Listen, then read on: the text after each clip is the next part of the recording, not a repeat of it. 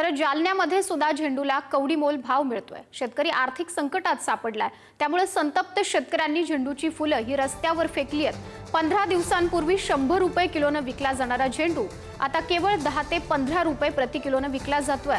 मात्र हा भाव परवडणारा नसल्याने हतबल झालेल्या शेतकऱ्यांनी आपला सगळा माल आर्थिक मदत देण्याची मागणी सह केली आहे। यावेळी नुकसानग्रस्त शेतकऱ्यांशी बातचीत केली आमचे प्रतिनिधी गौरव साळी यांनी। पाहूया।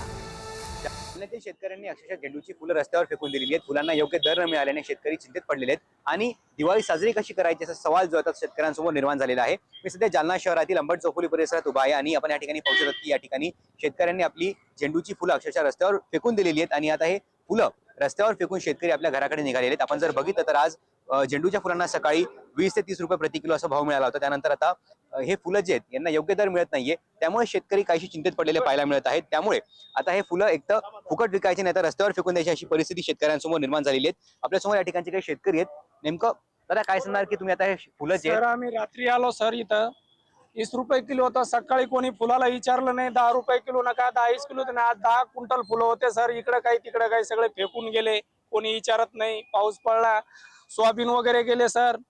दीपावळी आमच्या लेकरा बाळाला कपडे पण नाही सर। मालाला भाव काय मिळाला? मला काही नाही, 10 रुपये किलो आणि चढ फेकलंय, इथं फेकलंय, अजून तिथं पण फेकलंय आम्ही।